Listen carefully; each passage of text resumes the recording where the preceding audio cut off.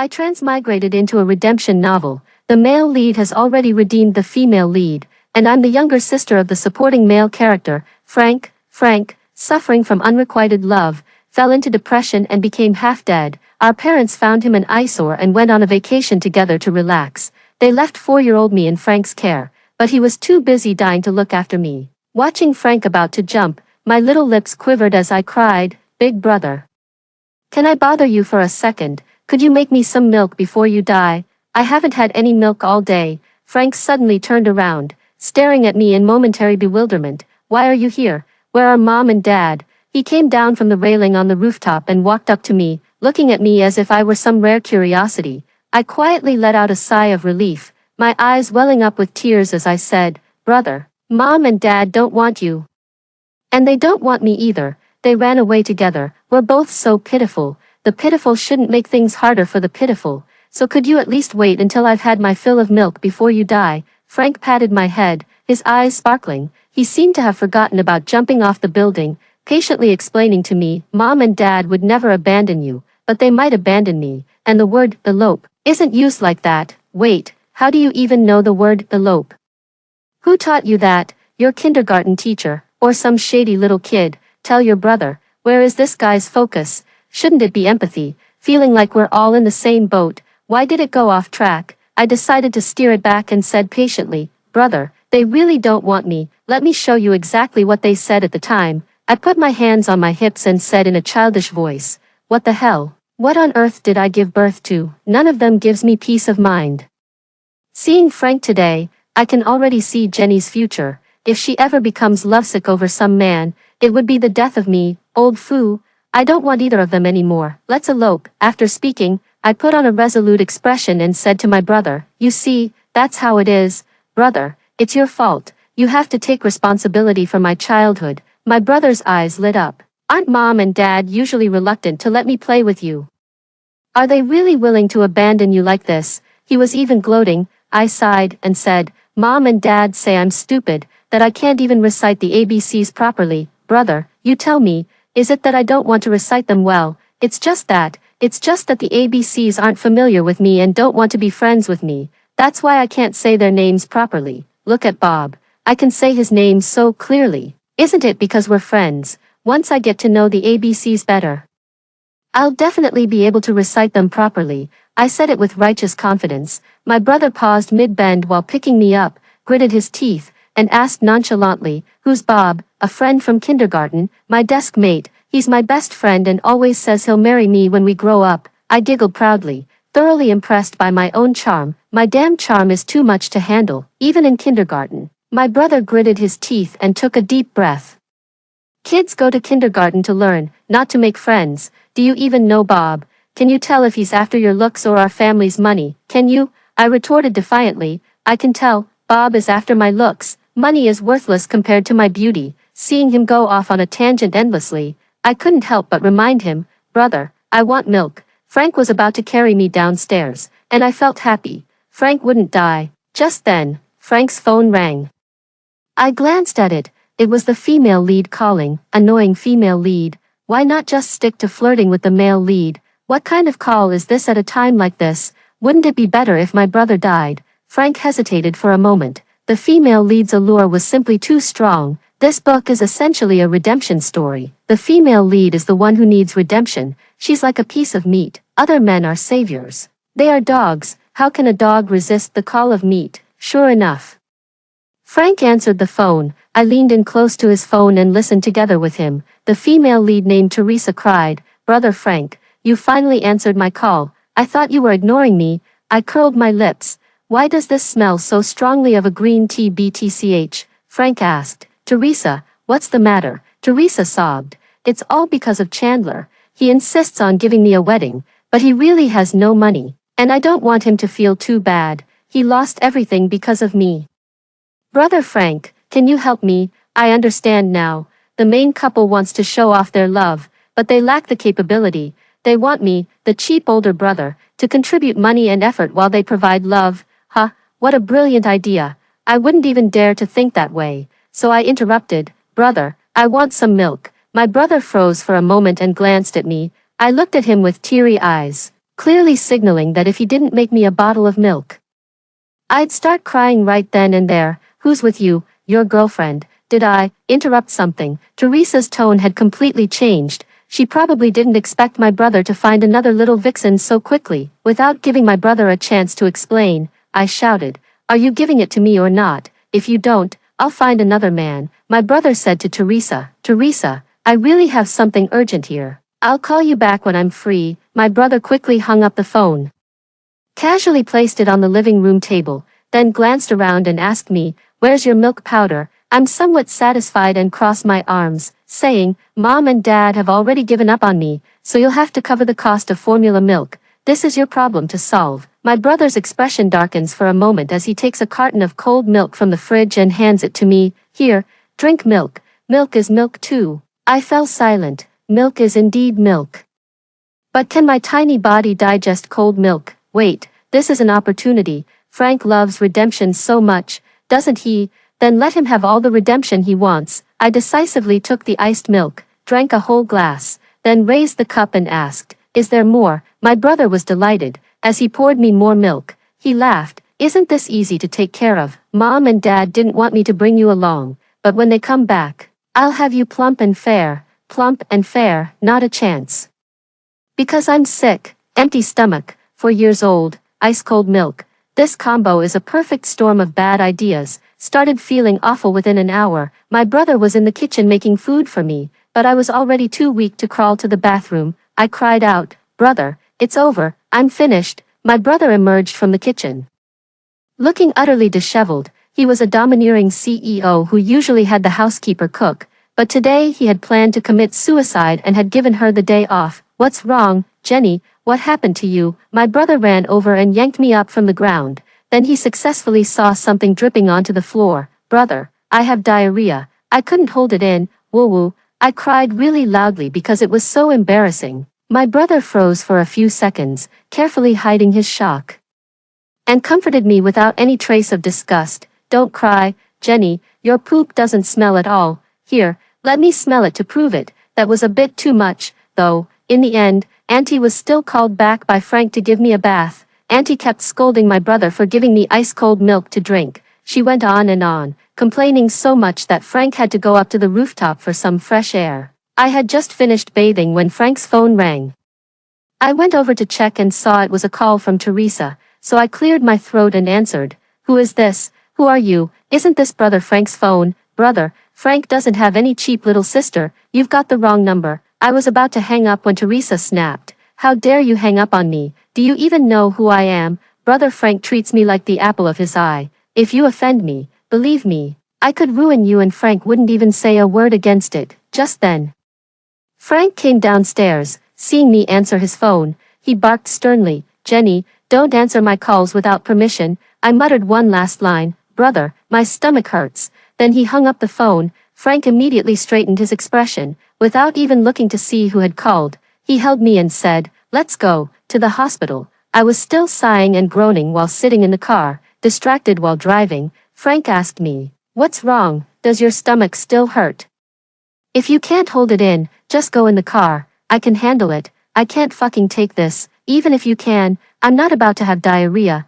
I just want to ask, as a domineering CEO, don't you have a legendary private doctor? Why didn't you just make a call to summon one instead of bringing me to the hospital? Didn't Mom and Dad say I'm a secret? Aren't you supposed to keep it confidential? My brother cursed before remembering that detail. I'm my parents' late-life daughter, more than 20 years younger than Frank. Age-wise, Frank could easily be my father. Appearance-wise, both Frank and I inherited our mother's good looks, so saying I'm his daughter wouldn't feel out of place at all. After all, as the old saying goes, daughters take after their fathers. My parents treated me like a treasure, and to prevent any potential kidnappings, I was never allowed to appear in public. What do we do now? My stomach suddenly cramped, and I couldn't hold back my tears. "I can't take it anymore, brother. Take me to the hospital quickly. No matter how big the world is, saving lives comes first. Let the adults worry about the rest." The doctor prescribed me medicine and scolded my brother again. "How could you give such a young child ice-cold milk? Milk is already cold in nature, and you gave it to her chilled. At her age, she can only digest formula. Even regular milk would cause indigestion. What kind of father are you?" You don't care at all about your own child. Your generation of young people is so irresponsible, thinking that just giving birth is enough. What you really need to learn isn't how to have a child, but how to raise one properly. My brother, a virgin, turned red in the face from the doctor's words but had no way to defend himself. He could only blush and say, "Yes, it's all my fault, besides taking medicine. What else should I pay attention to?" The doctor, who seemed to have too much free time, actually brightened up at this. "You've come to the right person. Let me tell you, there's a whole set of precautions for raising a child. Seeing how responsible and eager to learn you are today, I'll teach you properly." I clung to Frank as he helped hold the hot compress pack on my stomach. After taking the medicine at the hospital, I finally dozed off from exhaustion. In my dream, I saw Frank jump off the building again. The system coldly said to me, "Frank is dead. The host's mission has failed. How do you want to die? Choose one." I jolted awake from the dream and realized it was already dark outside. Frank was holding me and, seeing me awake, smiled and said, "Why are you up? Sleep a little longer." I gazed at the scenery outside the car window, then turned to look ahead. At least he knew to call a designated driver. Holding me in his arms, feeling somewhat relieved, I whispered, "I'm afraid if I fall asleep, I'll wake up and you'll be gone." "I dreamed you died, brother. Will you die?" My brother pressed his lips together. Perhaps he still hadn't abandoned his suicidal thoughts. Tears welled up as I said, "So the dream was true after all. If you die, I won't have a brother anymore. Can I have Bob's brother as my brother then?" Frank's face turned cold as he gritted his teeth and said, "Don't even think about calling Bob brother. What kind of brother is he? From now on, you can't call anyone else brother except me. And dreams are the opposite. I won't die. Stop worrying about nonsense." Feeling reassured, I nestled against Frank's neck and whimpered softly, "Brother, my tummy hurts." Frank stiffened slightly, then gently patted my back and said, "It won't hurt anymore." "It won't. I asked Auntie to make you some rice gruel. The doctor said you'll be fine in a couple of days."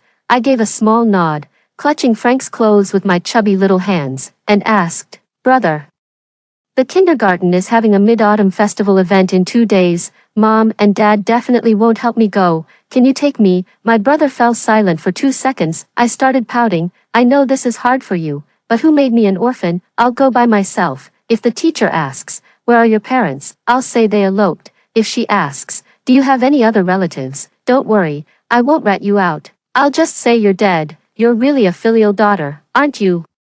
With that kind of talk, our family's reputation will be ruined. It's just some lousy event. How can it compare to my company's multi-million-dollar project? He still wouldn't budge. A snot bubble popped out of my nose. Frank froze for 2 seconds, then wiped my nose with his expensive custom-tailored suit. I protested, "It's a bit rough. My parents always use soft tissues for me." Frank said, "You'll have them when we get home." I got back to the point. "Are you afraid to accompany me to the event? Don't tell me you're a sore loser." Frank sneered, "Who's a sore loser? I'm not a sore loser. If I join an event, I'm in it to win. Do you know what people in the business world call your big brother, the undefeated general? Me, lose? Why would I lose?" I knew in my heart that he was emotionally overwhelmed. Wasn't it just being dumped by Teresa? I said sweetly, "Brother, you're the best in my heart. Then it's you and me participating in the event together. Brother, you mustn't let me lose. Otherwise, I'll be outshined by the class beauty." I was filled with righteous indignation. My brother was utterly puzzled and said, "Shouldn't the class flower be you? How could my adorable little sister not be the class flower?" I sighed and said, "It's all because of that Mia. She has a handsome older brother, and since there are many girls in our class who all like Mia's brother, they voted for her to be the class flower." "Brother, I think you're even more handsome than Mia's brother." I was laying it on thick with my flattery. Frank couldn't suppress the corners of his mouth from curling up. He cleared his throat and said, "Don't worry, in a few days we'll go to the event together. And then I'll help you get back your position as the class belle." "Really, big brother, I'm so looking forward to it. It's so good to have you." My flattery doesn't cost a thing. Might as well lay it on thick for him. Frank was pleased when his phone suddenly rang. I looked and saw it was Teresa again. I couldn't help rolling my eyes. She's never around for the struggle but always shows up to ruin the victory, without hesitation. My brother answered the call. The car was small, so I could hear Teresa's voice. "Frank, didn't you say you'd call me back? Did someone keep you too busy to return my call?" When has Teresa ever been neglected by her brother for so long? Her brother has always been at Teresa's beck and call. This sudden rejection made Teresa feel a sense of crisis. That's why she took the initiative to call several times in one day. Isn't it just the fear of not having a simp or a fool to squander her resources on? Her brother still explained to her. I was really a bit busy today, Teresa. What was it you wanted my help with this morning? Her brother had been busy all day and had already forgotten what Teresa had asked of him, but Teresa didn't know. She thought her brother had changed his mind, because her brother had always prioritized her needs and never forgotten any of her requests. Brother Frank, are you in a relationship? Can I still call you, here? Besides Chandler, you're the only person I know, so when something came up, I thought of you first, but if you have a girlfriend, would she mind? She probed her brother cautiously. Suddenly, her brother remembered the strict order from their parents to keep his existence a secret from everyone. Without hesitation, he replied, she wouldn't mind. Teresa clenched her phone in anger. So Frank already has a girlfriend. Oh dear, Frank. I suddenly clutched my stomach and said, brother, my tummy hurts. Teresa gritted her teeth. That was supposed to be her line. Who on earth stole her lines and took Frank away? Without any hesitation, Frank said to Teresa, Teresa, I have something to do.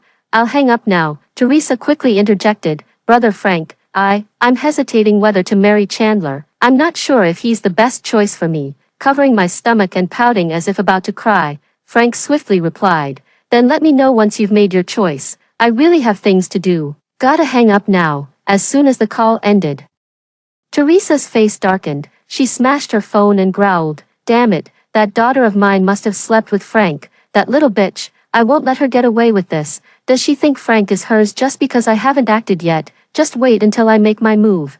Once Frank dumps her, she'll learn who the real leading lady is. After dinner, the nanny helped me change into my pajamas, and I hugged my pillow as I knocked on Frank's door. Frank opened the door in his pajamas, and my eyes lit up. Oh my so-called stepbrother isn't bad looking at all. Ahem, Jenny, aren't you going to sleep? My brother looked a bit awkward under my gaze. I whispered, brother, I'm scared to sleep alone. Mom always used to sleep with me before. Oh, and she'd sing lullabies to help me fall asleep. I wonder if you have that feature. A hint of embarrassment flashed across Frank's face. He definitely didn't have that skill. Big brother doesn't know how. I'm disgusted. Of course I do.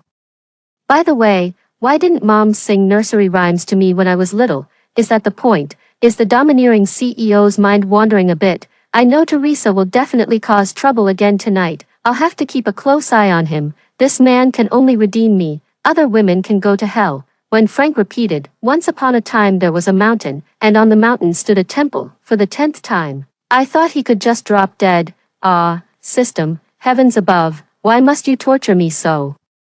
Isn't it lovely? I told you I had talent, Frank said proudly, when suddenly his phone rang. No need to look, I just know it must be Teresa, otherwise, who could possibly get through to the CEO's private number in the middle of the night? And as far as I know, Frank, that simp, only gave this number to Teresa. No one else could possibly know it. Frank answered the call, and the line was chaotic. Brother Frank, I think I've had too much to drink. Seeing me get closer, Frank quickly moved his phone away a bit, but still seemed worried I might have heard. He then said sternly, Teresa, as a self-respecting girl, going to a bar late at night is not right. His eyes were telling me that I shouldn't follow Teresa's example. Teresa's mind went blank, nearly forgetting to pretend to be drunk. She quickly adjusted her state and cried, Brother Frank, Chandler and I broke up. I just said we should save a little.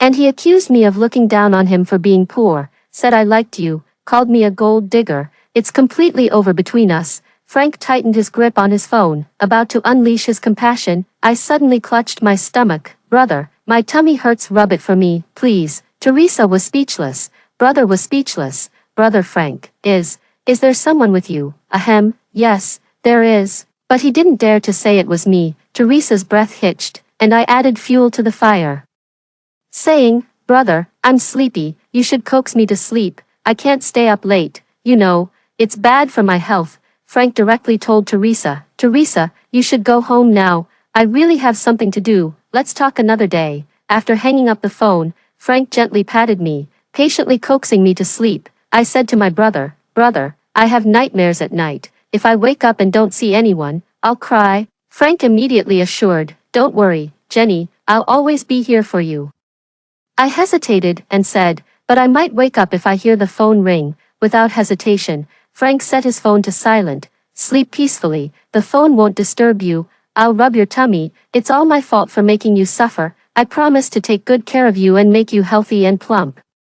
Just let it be, forget about it. I fell asleep contentedly, but I knew Teresa definitely couldn't sleep. Sure enough, after being hung up on, Teresa refused to give up and kept calling Frank. As expected, Frank didn't answer, thinking he was singing me a lousy lullaby to put me to sleep. He ended up putting himself to sleep instead. Damn it, who the hell is it? I've known Frank for so long. How come I've never seen him with any woman? Could it be because I chose Chandler?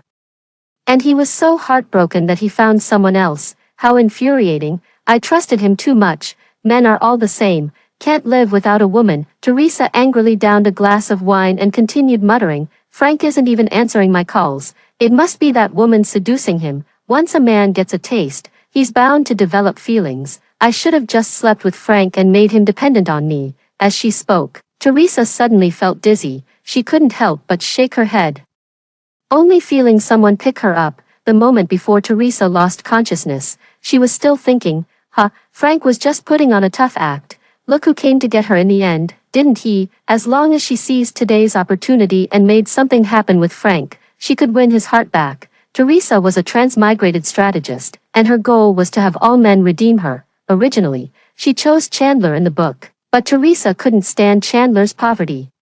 She pursued a quality life. Since she's the female lead, she should choose Frank. That way, she can live a good life, while secretly keeping in touch with Chandler and having a child with him. Such perfect redemption left no room for criticism. The next day, Teresa woke up feeling sore all over, as if she had been through a night of battle. Looking at the marks on her body, her heart blossomed with joy, but Frank was nowhere to be found. Doesn't Frank want to take responsibility? Teresa immediately took out her phone and called Frank. At that moment, Frank was helping me prepare milk powder. I answered his call and asked, what's the matter? Brother is busy, make it quick. Teresa gritted her teeth in anger. Who told you to touch Frank's phone? Give it back to him right now. Do you actually have something important? We're busy. I'm so sick of the female lead's attitude. Always interrogating people as if the whole world revolves around her. Don't you dare hang up. Let me tell you, Frank and I have already been intimate. I might even be carrying his child. Do you really think you can compare to me now? I was stunned for a moment. Wait, when did Frank and Teresa get involved right under my nose? He's been with me the whole time. There's no way he could have been intimate with you. Oh, brother Frank was intimate with me all night yesterday. If you were together, you must have been dreaming. I thought back to what happened last night and was certain I hadn't been dreaming. Frank, that domineering CEO, was grinding his teeth and snoring, and I couldn't fall asleep until dawn. Teresa claimed she had that kind of relationship with Frank, unless Frank's soul left his body. If you have something to say, get to the point. I advise you to be smart and get lost now. Otherwise, when I return to Frank's side, I'll make sure you're dead. Time for milk. Frank handed me the bottle. And with teary eyes, I said, brother, this woman is so rough. She's trying to kill me. Brother, I'm scared. Frank immediately picked me up to comfort me, then shouted into the phone, what are you doing? How could you speak to Jenny like that? How could you be so rough? Teresa was stunned by Frank's outburst and quickly explained, brother Frank, it's me, Teresa. Stop, stop, stop. I don't care who you are, no matter who you are. You can't talk to Jenny like that. I'm warning you. This is the last time. If you dare to speak to Jenny like that again, I won't be polite with you. Frank hung up the phone, leaving Teresa completely bewildered. She couldn't understand why Frank, who had been so passionate last night, had become so cold today. Was it because she wasn't a virgin? Teresa bit her lip, her mind racing for a solution. No, no way. She absolutely couldn't let Frank, that little cash cow, slip away. Teresa rubbed her belly. The only way out now was to use a child to tie Frank down. As long as she had a child, even if Frank refused to acknowledge it, she could always demand a paternity test. Frank had no choice but to admit it. Now she has a share in everything the Owens family owns. But lately, she hasn't been able to see her brother. Her brother is very busy. He was busy taking me to kindergarten, busy picking me up, and busy checking in on the kindergarten group chat. My brother tagged the teacher in the group. Teacher's son, our Jenny is treating everyone to lemonade. Hope everyone likes it. The group was full of compliments for my brother. The teacher really liked him. He's practically a little Santa Claus, always treating our class to extra meals and snacks. All the teachers showed me special favor, and everyone said I had a handsome father. I didn't explain, because explaining would mean admitting my father wasn't handsome, and he'd beat me when he got home. Brother is important. But it's father who decides the inheritance rights. I still know what's primary and what's secondary. Brother must be saved, but father must not be offended either. Everything is mine, all of it. Back at home, I sipped on milk that was just the right temperature, while my brother learned from the aunt how to cook meals I could eat. Yes, yes, you're doing great, young master. You're already such a wonderful brother. The aunt didn't hold back her praise. And my brother's smile was harder to suppress than an AK. Who do you think I am? There's nothing Frank can't do. I've told Mom and Dad long ago to let me take care of Jenny, but they wouldn't agree. If they'd let me take care of Jenny earlier, she'd have been chubby by now. Yes, yes, indeed. Your sister is truly fortunate to have a brother like you. I also shouted, Brother, you're the best brother in the world. After finishing the meal, I quietly got up, intending to go to sleep.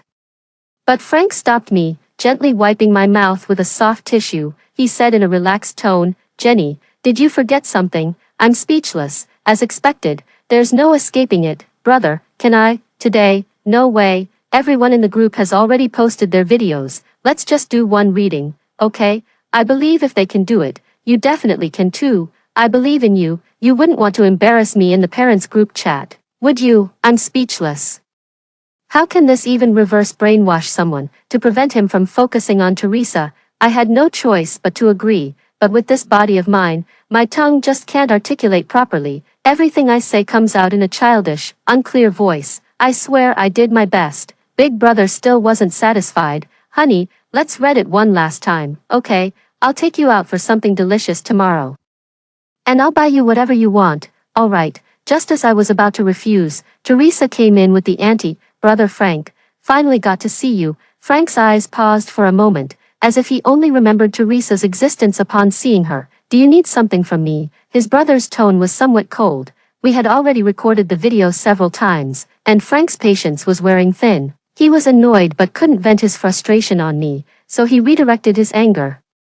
Teresa said with a smile, Brother Frank, didn't you promise to accompany me to the auction tomorrow? You said you'd bid on that necklace I like and give it to me as a birthday present. She had been eyeing that multi-million-dollar necklace at the auction for a long time. She had even boasted to others about owning it, and promised to show it to them. I suddenly got interested and said to Frank, I want that necklace too. As long as you buy it for me, I'll record the video properly. Teresa's gaze fell on me, her pupils narrowing slightly. Who is she? Frank, do you have a daughter?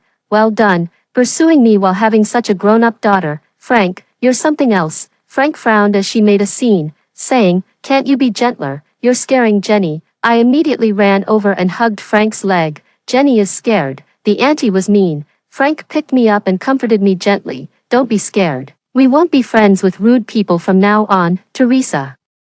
Holding onto Frank's neck, I whispered a reminder. The kindergarten teacher said there's a parent-teacher meeting tomorrow. If you're busy, I can just ask Mom to go. Frank immediately responded, I'm free, of course I'm free. I'll go with you to the kindergarten. Let's not disturb Mom. Teresa pulled a pregnancy test from her pocket and threw it at Frank. I'm pregnant. It's your child. Frank's pupils dilated in shock. I almost couldn't hold back my laughter. You're not going to deny it, are you? Even if you have other children, the one in my belly is yours too. You can't just abandon him. Teresa made Frank sound like a heartless scoundrel. Frank looked exasperated. Teresa, if you're pregnant, focus on taking care of yourself. All this shouting isn't good for the baby. Here, I have a few copies of Good Mothers Are Better Than Good Teachers.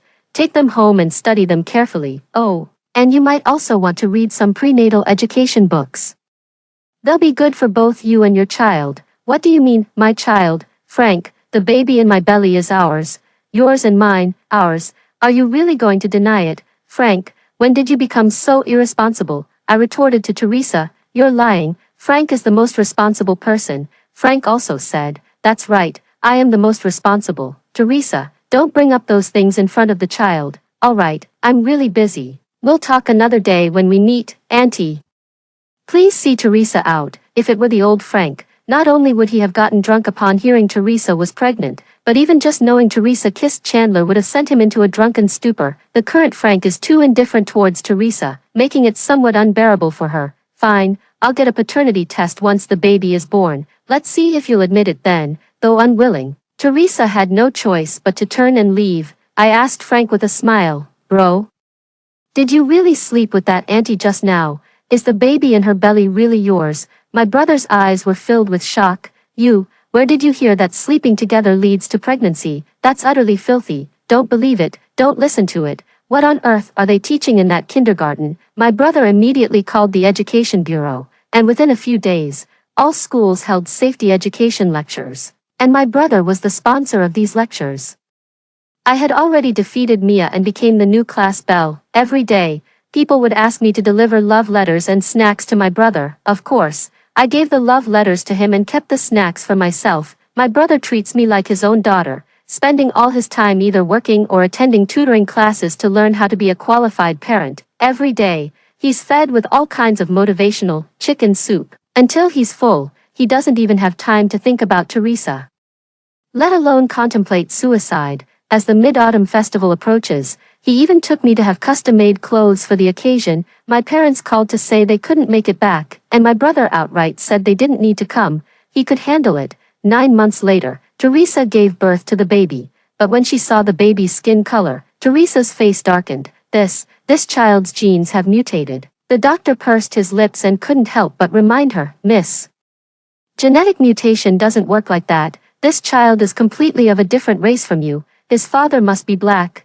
Impossible, absolutely impossible. The child's father is Frank. He can't be black. Teresa was going crazy. She didn't need to find someone to do a paternity test anymore, because it was obvious to the naked eye that this child wasn't Frank's. "No, I can't lose. I still have a chance." The doctor glanced at the test report again and said, "By the way, miss, I forgot to tell you, it seems you have a disease. Fortunately, we took precautions, or your contaminated blood could have infected us, and you wouldn't be able to bear that responsibility. I've already reported it for you. Make sure to take your medication properly from now on. Your child might also be infected, so be careful." The doctor's words were dripping with disdain. For people like her, those who were sick yet concealed their illness, the doctor felt nothing but seething resentment.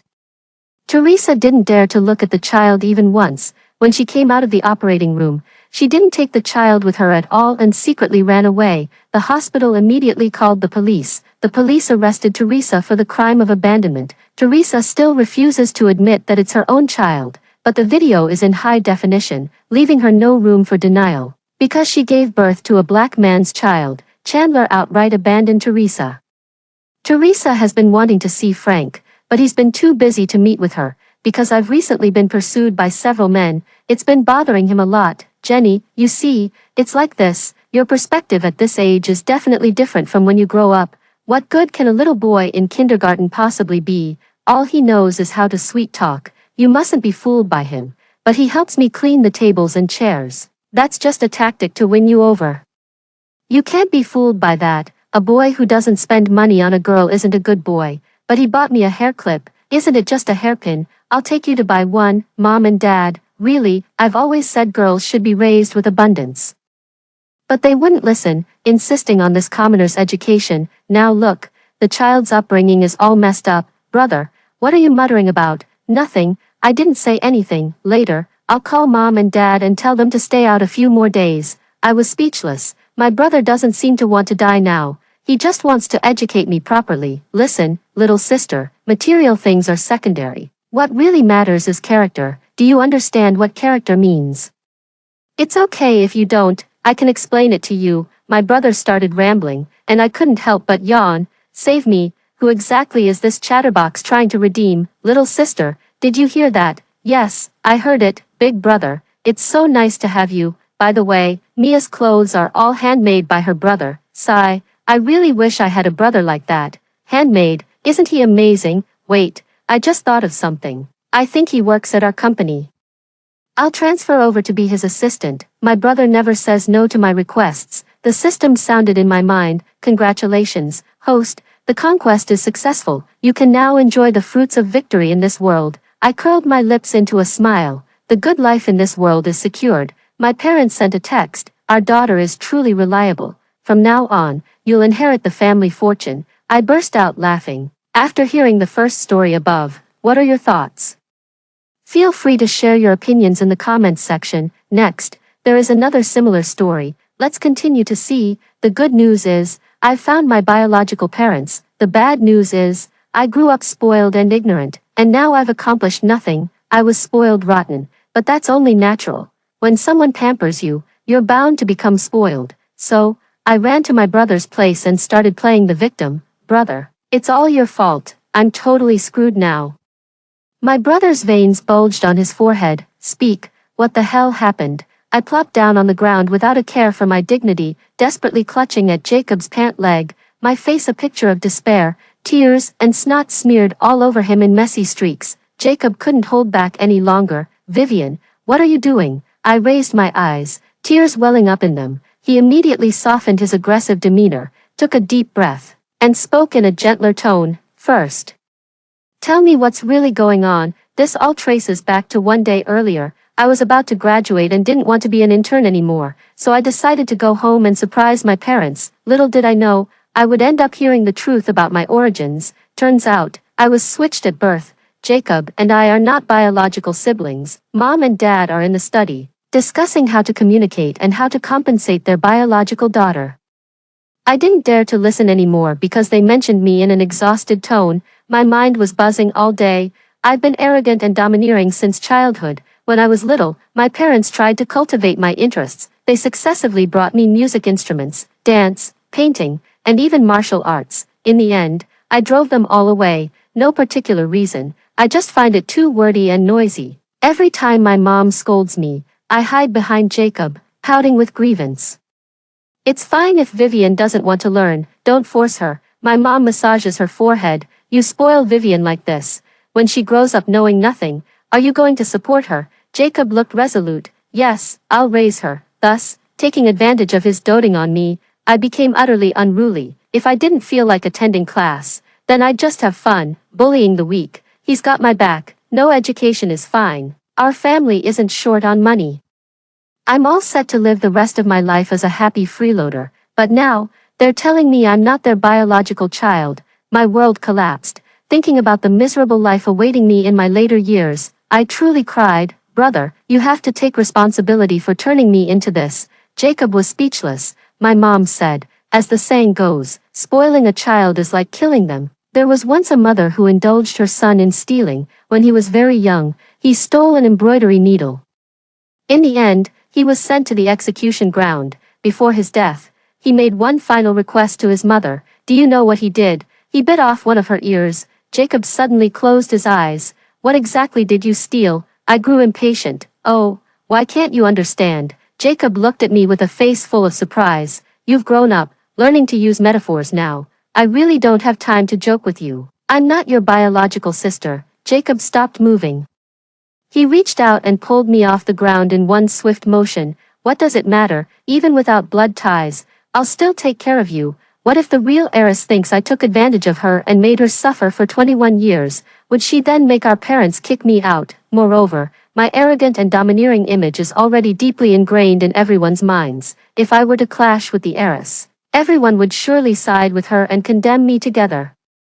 Although my brother dotes on me, after all, I'm not his biological sister. Over time, woo-woo, just thinking about it feels terrifying. Jacob looked at my pouting lips and helplessly crouched down, coaxing me as always. Then whatever you want, I'll agree to it. Okay, why not send me abroad to study? Jacob's eyes flickered slightly as he made the suggestion. That won't do.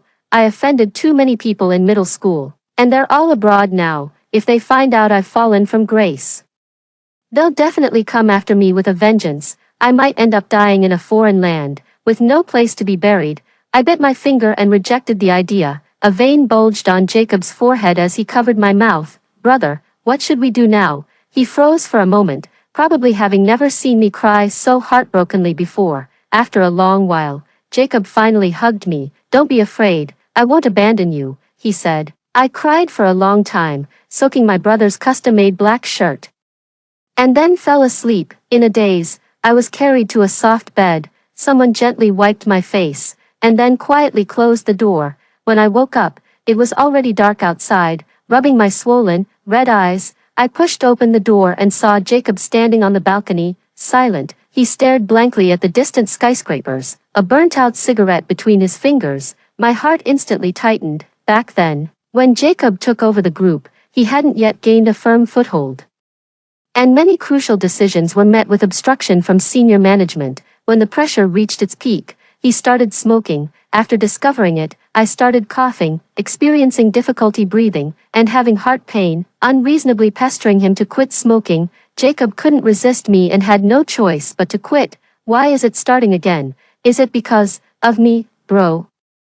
I called out in a low voice. Jacob's fingers trembled, and he instinctively stubbed out his cigarette. His disheveled hair blocked my view. Only then did I notice the slight swelling and redness on his right cheek, as if someone had slapped him. The corner of his mouth twitched, his voice slightly hoarse. Awake, I'll make you a bowl of noodles. He walked past me, his steps hurried. The phone vibrated faintly. He clicked to look. It was a message from Dad, but it was quickly deleted. The situation was already very clear. I might be kicked out forever. I covered my mouth and ran back to my room. Just before the guillotine fell, I quickly checked my bank balance. Fortunately, there was still about 5 million left. I transferred 500,000 each to the 2 girls I had been sponsoring for years, hoping they could have a better life in the future. Soon, 2 question marks appeared in the group chat with the 3 of us. I briefly explained the situation and tactfully stated that I could no longer provide them with financial support. I'm feeling very sensitive now, paranoid, as if anyone could step on me, not wanting to expose my vulnerable side. Just as I was about to disband the group, they initiated a video call. Lisa, it's no big deal. I'll take care of you. Tina, sis, I'll take care of you too. Tears streamed down my face once again. As touching as it was, I still politely declined. Whimper. Your little savings couldn't even buy one of my handbags. Lisa and I are the same age. While Tina is our junior, in middle school, they were admitted to a prestigious private school despite coming from poor families. This delicate little white flower was simply too alluring to those spoiled rich kids. As a privileged young lady myself, nothing delighted me more than protecting them, and so, our relationship has continued to this day. I'm not sure if we're friends. But they all seem to enjoy sharing their lives with me, which is quite interesting. Seeing that I rejected their sponsorship, they spent an entire night planning my future. In the end, we reached the best possible solution: open a shop. My only talent and hobby is probably baking. Let's get started. The next day, Jacob finally accepted the fact that he wasn't her biological brother. Seeing that my emotions were relatively stable, he tentatively asked a question. It seems that someone who has undergone a major upheaval can truly grow up overnight. I even began to reflect on myself. My brother has been very good to me, but I shouldn't have used that as an excuse to bind him. If it were any other time, I would certainly be sincere and honest. However, the current me is no longer the refined lady I once was. One must learn to recognize the situation. I sighed inwardly, forcing a smile. It's wonderful that our parents found their biological daughter. What's her name, and which school does she attend? Jacob glanced at me, his deep, inscrutable eyes unreadable. Her name is Zara. She's currently studying abroad and is classmates with Lucas. It seems they get along quite well. At this point, he paused, lowering his eyes to avoid my gaze. I froze for a moment. I've heard of the name Zara before. Once, I called Lucas and heard a woman's voice on the other end. I immediately asked jealously who it was. He paused briefly and replied calmly. A classmate from our research group. The second time, Lisa secured an exchange student opportunity abroad, and coincidentally, it was at the same university as him. She knew about my feelings for Lucas, so she helped me investigate his situation and found out that Lucas had collaborated with Zara on several projects. The third time, Jacob told me that she was actually the real heiress who had been switched at birth. Seeing my devastated expression, Jacob let out a light sigh. Lucas is aloof and proud. I didn't want you to pursue him because I was afraid you'd get hurt in the end. Don't worry, brother, I've stopped pursuing him. The Liu and Chen families have been close friends with our family for generations. Lucas and I grew up together since childhood. He excelled academically, had outstanding looks, and carried an aloof demeanor that kept others at a distance, perfectly fitting the male lead in my mind. So, as the childhood friend, I took my place by his side. For so many years, not a single female mosquito has been seen around him. Although Lucas appears cold and distant to everyone, he silently tolerates all my little antics. I interpreted his behavior as non-resistance, so I pursued him even more aggressively. I even planned to settle our marriage after graduation, and Lucas, by sheer coincidence, encountered the real heiress. I dare not imagine how miserably I would have died if I had remained deluded. Upon hearing this, Jacob's eyes flickered slightly, and his Adam's apple bobbed. Such a clumsy excuse could never fool my brother. He could tell at a glance that I was faking it. Jacob suddenly stood up, regaining his usual seriousness. I'm going to work. Not long after, Lisa sent me the store opening procedures and precautions, nanny-style teaching, extremely detailed. Tina happens to be attending university in this city, and she volunteered to create the design plans for me, helping me with the location for my new store. All I need to do is focus on my exams. I contacted a well-known baking training institution to learn more about it in person. Fortunately, the city's Social Security Bureau is hosting a competition recently. If I can make it, I can apply to become a senior pastry chef, and passing it will earn me a level 3 professional qualification certificate. So, I signed the contract and enrolled in the most expensive class. When I got home to check the class schedule, the doorbell rang. As soon as the door opened, I saw a hot blonde woman. When she saw me, her smile froze, and she awkwardly greeted me. Hey, is this Jacob's place? She spoke with a British accent. I remember back then, my mom sent my brother a bunch of photos of girls his age, urging him to go on blind dates. She was the only foreigner who left a deep impression. I heard she was the daughter of a major overseas client, named Angie, and fell for Jacob at first sight when he went to discuss business. The foreigner was very outgoing in her behavior, and my brother seemed quite flustered by her advances. Of course I stand by my brother's side, and it's only right to help him out, so I smiled and spoke fluent English. I'm his girlfriend. Angie's face darkened. From what I know, he doesn't have a girlfriend yet. I lifted my slightly curled hair, putting on a haughty expression. Sorry. He pursued me for a long time before I agreed. If you don't believe me, you can ask him yourself. Yes, she is my girlfriend. Jacob's voice came unhurriedly. He walked past the dumbfounded Angie. Indeed, siblings share a telepathic connection. Angie looked at us suspiciously. I affectionately wrapped my arm around Jacob's, my voice sweet and sugary. Sweetie, you've worked hard all day. How about steak for dinner tonight? Jacob's body instantly stiffened, turning as rigid as a statue. Displeased, I pinched him. Fortunately, he reacted quickly and soon regained his composure. Turning to ask Angie if she needed something from him, Angie kept a cold expression, muttered an apology, then walked away in her high heels. My acting was pretty good, right? He didn't speak, just tilted his head slightly, his Adam's apple bobbing as he uttered a slightly hoarse sentence. Put on more clothes. The room has air conditioning. Aren't you afraid of catching a cold? I looked down and saw myself wearing a silk spaghetti strap dress, with the hint of cleavage faintly visible. I might never have been this busy in my entire life. At noon, I need to go check on the renovation progress of the dessert shop. Oh, I still need to revise my graduation thesis. I glanced at the clock. It was already 8 a.m., woken up by Lucas's call. Looking at the note, it felt like ages had passed. More than a month had gone by without contacting him. I was taken aback for a moment before answering. Vivian. It was already early morning in the UK, and the voice on the other end sounded hoarse. I asked softly, what's wrong? Lucas paused for a moment. Not happy. No. What did you want to talk to me about? In the past, it was always me who called him, and he would just say a few words before hanging up. Today, he was acting strange. Could it be that he's discovered I'm an imposter and wants to take this chance to cut ties?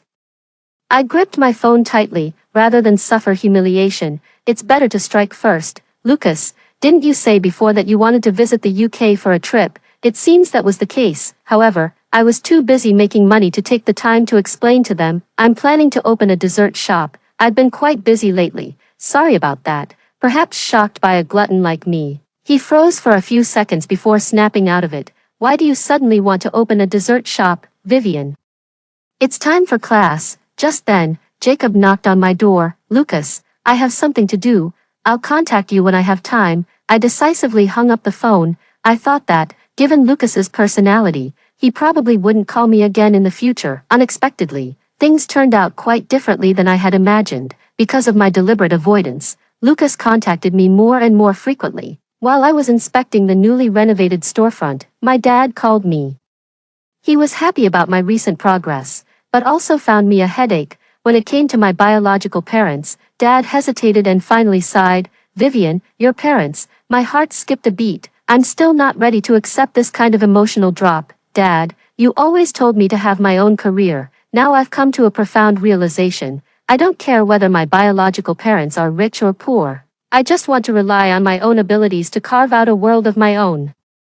To prove that your upbringing over these past 20 years has been successful, hearing this, my father's eyes welled up with tears, his voice trembling with emotion. What a good daughter you are. All right, I'll hang up first, and we can talk more when we meet. After hanging up, I breathed a sigh of relief. There are several reasons why Zara was able to study abroad. The first person comes from a very poor family, but she works extremely hard. The second category, affluent families that receive substantial support. The second condition does not hold. She dressed very plainly, carrying only a white backpack, with no trace of any designer brands on her. Overall, both my biological father and mother likely came from modest backgrounds. Forget it, overthinking is useless. One must rely on oneself in life. Everything went smoothly. I passed the exam and obtained my pastry chef certification. By the way, I also received a graduation diploma. All the procedures have been completed, and the staff have also been found with the help of the private pastry chef. 2 days before the opening, I had already posted advertisements on my social media. Most people said they would definitely come to support. However, I noticed a striking comment. Miss James, so dignified, has fallen to selling desserts. Well, of course, since you're a fake, after all. I found the person on my personal homepage. At that time, Lisa was chased into the restroom by the boy she liked. Her face seemed to have been pressed into a bucket by me. No wonder he hates me so much. However, what I'm more curious about is where this rumor originated from. The group of lively classmates gave me the answer. Turns out, Lucas told Zara about this at a bar. Just then, a rich kid who had a grudge against me overheard it. The news spread quickly, seeing that I hadn't responded for a long time. The group chat immediately erupted with all kinds of mocking voices. Just as I stubbornly stared at the sky to keep my tears from falling, Lucas called me. For the first time, I sensed a hint of emotion in his icy tone. I didn't know this would get out. "Vivian, I'm sorry, I've already disbanded the group." The phone call came through with a hurried and hoarse voice. "Vivian, I've already booked the flight for tomorrow. Can you wait for me?" I didn't say anything. After hanging up the phone, I looked up at the neon-lit nightscape of the bustling city. Take a few more glances, you might not see it again in the future. With a turn, Jacob was quietly standing behind me. Who knows what he had been listening to? I was shocked and furious. "Are you spying on me? Every time I call Lucas, you always rush over to interrupt me right away." He suddenly started coughing violently, under my scrutinizing gaze. Jacob was the first to back down, saying somewhat awkwardly, "I'm sorry. This was an accident. I didn't hear anything." I widened my eyes. He did it on purpose. I couldn't help but look him up and down. In the eyes of employees, the composed and reserved CEO. In the eyes of his parents, the rigid and dull son. Who knew he could be so childish? "Bro, if you don't want to talk to him, just say it. No need to hurt yourself with a razor like last time. It would break my heart." The words that followed, I didn't say them out loud. This time, Jacob didn't avoid my gaze. He replied, "Yes, I don't want you to associate with him. He's not worthy of you." Those deliberately suppressed emotions surged up like a flood, leaving a sour, swollen feeling in my heart. In front of Jacob, it seems I never need to hide my grievances. I couldn't help but pout. "Okay." Jacob shrugged and smiled helplessly. "This time, even if I'm crying my eyes out, I won't scold you. My brother is a bit of a neat freak." So for him to say that was already quite lenient. I threw myself into his embrace. The scent on my brother was so pleasant. Being held by my brother felt truly warm. His chest was so broad, I couldn't help but, my eyes widened in shock. What was happening? He was my brother. How could I possibly have such improper thoughts about him? At that very moment, another piece of information surfaced in my mind. But we weren't blood-related after all. I pushed my brother away abruptly and rushed into my room, locking the door behind me. This time, he was genuinely using his left brain. I clutched my head in agony, finally understanding why I felt this way. I've fallen in love with my brother. Since when? Probably because no matter how late I work, as soon as I look up, I can see a floor lamp and someone sitting under its light. intently reading documents, perhaps because I secretly sold my jewelry bag. So he didn't expose it either, but instead continued to send me new ones, with words like voluntary gift, never to be taken back, written on them. Maybe it's because he always arranges the fruit platter into little bears, or perhaps because the dark curtains and carpets at home have all been replaced with cream-colored ones, and there's always a fresh white lisianthus with dewdrops on the coffee table every day. What would Jacob do if he found out? My dad enrolled him in traditional Chinese culture classes when he was young, and after all these years, he's developed quite a refined demeanor, even a bit old-fashioned. If he found out his sister had such immoral thoughts, he'd probably never speak to me again. Hearing Jacob's anxious voice outside the door, I took a few deep breaths and calmly told him I still had things to do, seeing that I absolutely refused to open the door. He double-checked a few more times before finally leaving with relief. I stared desperately at the ceiling, determined to nip this thought in the bud. On the opening day, many classmates came. I have good relationships with people, and many genuinely congratulated me. Only a small number came with the intention of watching the spectacle. For example, Zane wanted to drug Tina, but I caught him and called the police. Forcing him to flee abroad, he parked his Maybach leisurely in front of the shop. Looking smug like a petty villain who had gotten his way, after entering, he took off his sunglasses and glanced around. Has Miss James fallen so low that she can only afford to run a small shop? There weren't many guests on the first day, just familiar faces. Now, however, it was so quiet you could hear a pin drop. Everyone's expressions changed. Some were curious, some sympathetic, and others just there for the drama. I said expressionlessly, "Are you here to cause trouble?"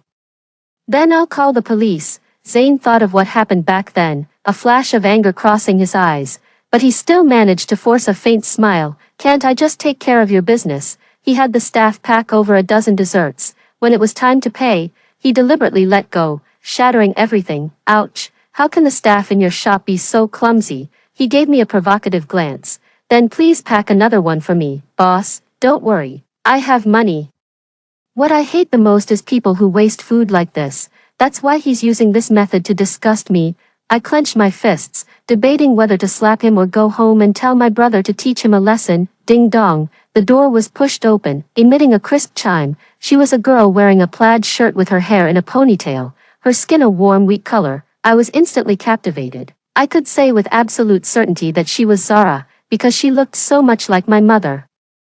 Zara's gaze also fell upon me, her expression natural, with a hint of a smile at the corners of her mouth. "Hey, Vivian, it's Zara." Strangely, her Mandarin was mixed with a bit of Cantonese. Zane was momentarily stunned, then broke into an exaggerated smile. "Oh my, the real young lady of the James family is here. Everyone, we can't miss such a good show." A glint flashed in Zara's eyes as she quickly figured out the reason behind it. "I want to tell you about your parents." Zane hurriedly spoke up. "Let's talk this out properly. We're all old classmates. No need to make things too tense." Zara also nodded and said, "Her father's surname is Wilson, the top person on Hong Kong's rich list, the chairman of CH Group." Both Zane and I were stunned, and the whole room erupted in an uproar. It took me a few seconds to regain my composure. "Wait a minute, first step." I grabbed Zane by the collar and gave him 2 hard slaps. I glared at him and threatened. "Do you know how much I hate wasting food?" Zane swallowed hard and nodded. He picked up the bag from the ground, stuffed the dessert into his mouth, and then slunk away. 30 years east of the river, 30 years west.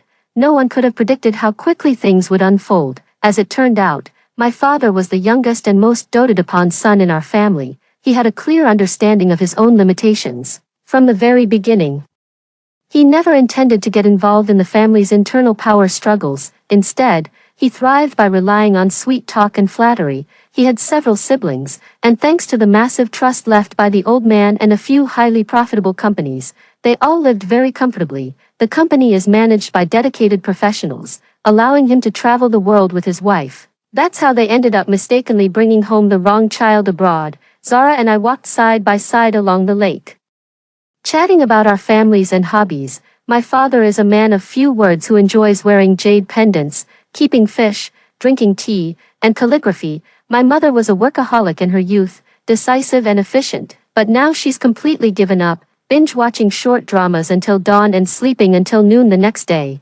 As for my brother, mentioning Jacob, I had even more to say. Jacob likes the color gray, wears suits all year round, prefers minimalist and cool styles, enjoys reading, playing chess, painting, playing the piano, watching sci-fi movies, and is also a military enthusiast. When he's in a bad mood, he goes to the balcony to get some fresh air. When he's happy, he cooks, enjoys home-style dishes, and honestly, he has a fitness routine and goes hiking or rock climbing on weekends. Zara smiled slightly, listening quietly. It seems you really like my brother. At the mention of the word like, I immediately stood up. After all, we're family.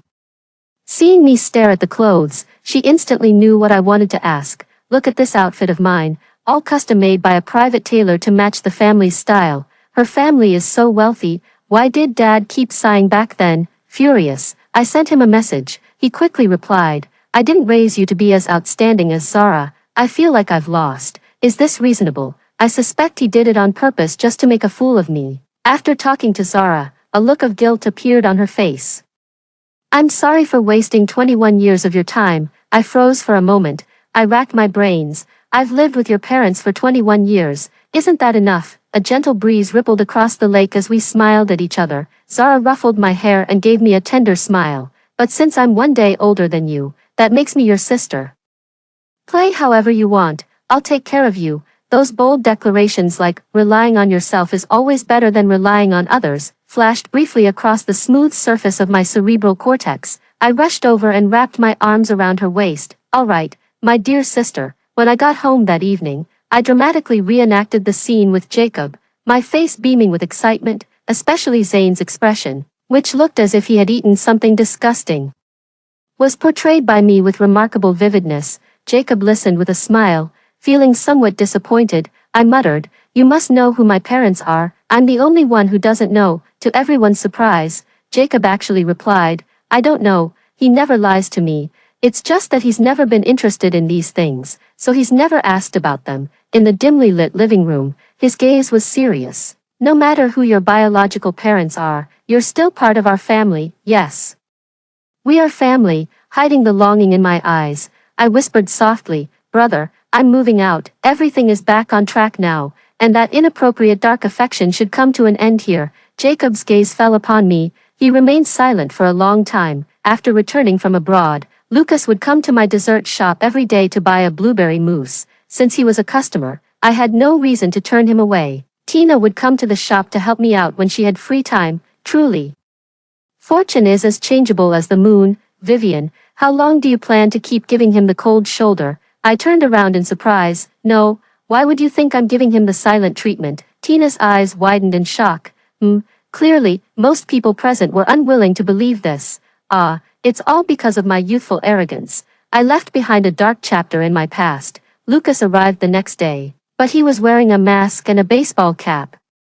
I looked at him in confusion and noticed a bruise near the corner of his eye. Got beaten up. Whoever did it, good job. After work, I hummed a little tune on my way home, planning to spend the evening at Jacob's place. The living room was pitch black. Only after turning on the wall lamp did I see Jacob leaning back on the sofa with his eyes closed, an empty liquor bottle at his feet. He looked utterly exhausted and frail. But Jacob rarely drinks except for social occasions, and never allows himself to lose control. Who is provoking him? Jacob opened his eyes at the sound, the alcohol still clouding his mind. He turned to look at me, shadows obscuring half of his face. I saw the bruise on his forehead clearly. Lucas's figure instantly appeared in my mind. I stepped forward, grabbed his chin, and checked his injury. Bro, did Lucas hit you? He looked at me with reddened eyes, staring for a long time as if in a dream. I reached out my hand in front of him. Suddenly, he pulled me into his embrace, stunned, rigid, at a loss.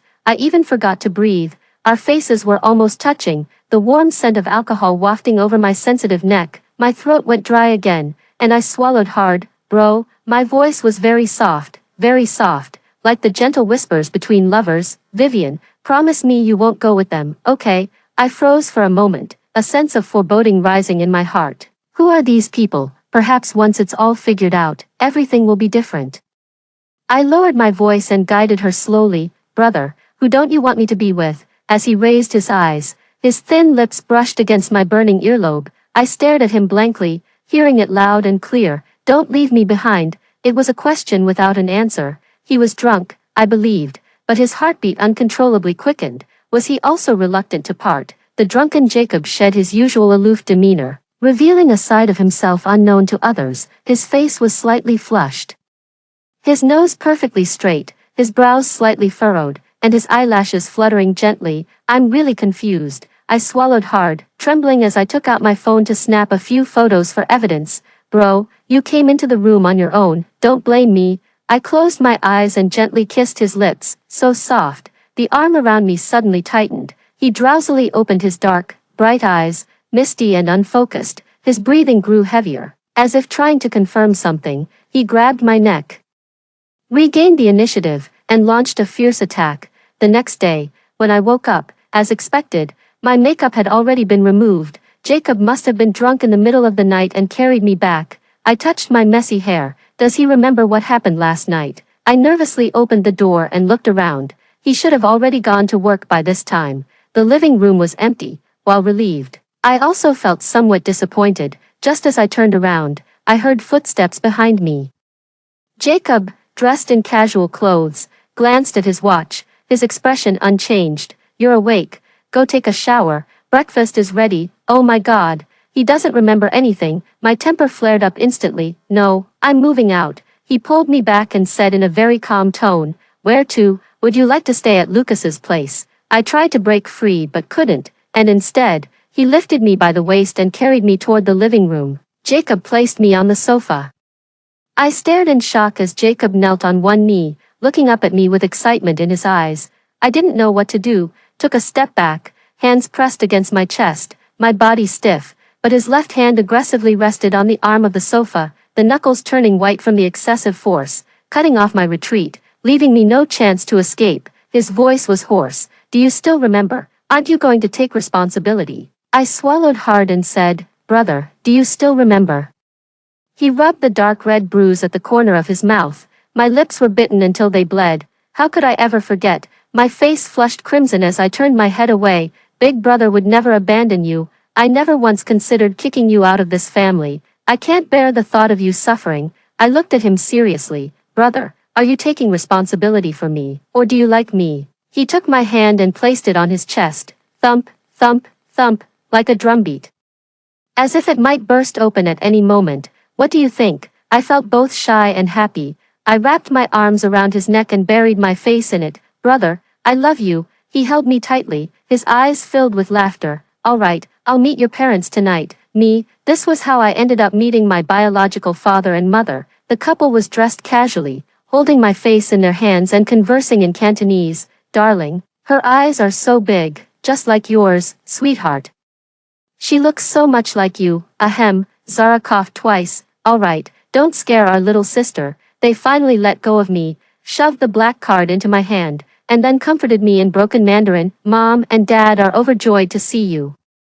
Don't be afraid. What's there to be afraid of? I immediately put on a tearful expression. Mom and Dad, we're finally together. Mr. Wilson widened his eyes and glanced a few times, then lowered his head and chattered non-stop with Mrs. Wilson, acting just like me. Maybe we can scam some more money. The two families got to know each other in a harmonious and joyful atmosphere. In the end, it was decided to maintain the current relationship for the time being and continue to interact like one big family. Everyone was happy. Only Jacob was the exception. He cleared his throat. Everyone looked at him in confusion. Jacob unhurriedly pulled me along, then publicly revealed our identities. Everyone's expressions changed dramatically, except for Zara. She quickly snapped back to reality and gave me a meaningful look. The biological father, who had just been praising his good looks a second ago, suddenly flew into a rage, grabbing a flat shoe and hurling it at him. Dropped dead. The scene descended into chaos. I had already prepared myself for death, but Zara pulled me away, and I closed my eyes. She laughed and said, "This is his karma for flirting with girls. Don't worry, Dad knows his limits." All right, that puts my mind at ease. So, the next day, Jacob's face swelled up, turning as puffy as a pig's head. The two families publicly acknowledged their relationship. Hong Kong's entertainment media went wild with coverage, flooding headlines with exaggerated and melodramatic titles. My lucky bowl dessert shop became an overnight sensation after my identity was exposed. Long queues formed every single day. My dream of being a carefree shop owner was shattered. forcing me into this industry. A few years later, my pastry shop had become a nationally renowned brand, with chain stores all over the country. But all that was for later. Lucas found out about my relationship with Jacob and lost control of his emotions, stopping me after work. Why, you pursued me for so many years. How could you suddenly switch to someone else? I looked at him in surprise. Don't you know, I've been chasing after you for so many years. What's your reaction? Silence, evasion, beating around the bush. He always answered like this. Lucas's gaze shattered into pieces, the despair in his emotions suppressed. But I've already fallen in love with you.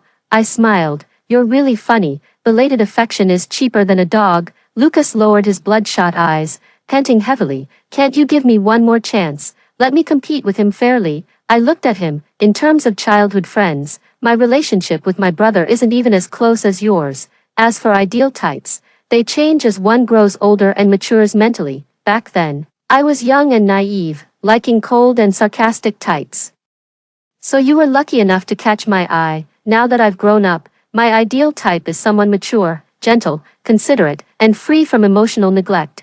Just like my brother, or rather, my brother is the Prince Charming in my heart. What makes you think you can compete with him? He looked dejected, no longer standing as straight as he used to. Don't let me or my brother see you again, or I'll help him beat you up. A familiar car pulled up beside me. Jacob took the coat and, without even glancing at Lucas, naturally helped me put it on. He picked up my backpack with one hand and placed the other on my shoulder. Let's go home. I'll make steak for dinner. Okay. Lucas watched the scene, recalling the words Zara had said to him. You're really slow when it comes to feelings. Someone has been pursuing you for years, and you still don't know what you think about it. Vivian's nose was red from the cold, yet he didn't even think to drape a coat over her shoulders. At this very moment, he suddenly had a thought. Perhaps it was for the best that she chose a man completely different from him. He suffered a great loss due to his slow reaction. However, such a good girl like her will be hard to come by in the future. After getting in the car, Jacob still couldn't bring himself to smile. Clearly, he had heard everything I just said. I seized this opportunity to ask the question I had long wanted to know. So how did you end up fighting with Lucas back then? In an instant, he stiffened. He kept his gaze straight ahead, his tone indifferent. He said, told me to give up on you. Me, seeing him in low spirits, I leaned over and kissed him on the cheek. Brother, when did you start liking me? The car came to a stop. He glanced at me sideways, his eyes flickering slightly. That night, I found out you're not my sister. My eyes widened. No, brother, you. After having this thought, I kept spitting on myself all day, but seeing how cautious you were, I felt uneasy about entrusting you to someone else. He took out a velvet box, opened it, and inside was a sparkling diamond ring. Jacob stared at me intently, his Adam's apple bobbing slightly. Vivian, will you marry me? If you're not ready now, I'll ask again next time. But my body and soul tell me that I am willing. I reached out my hand. Hurry, the light is about to turn green. Jacob, who is always composed, was trembling at this moment. He kissed my hand, his voice as gentle as could be. I like you. The light turned green, and the road ahead was clear. After hearing the two stories above, what are your thoughts? Feel free to share your opinions in the comments section. Looking forward to hearing from you. If you like this story, don't forget to like it, share it, and subscribe to my channel. See you next time.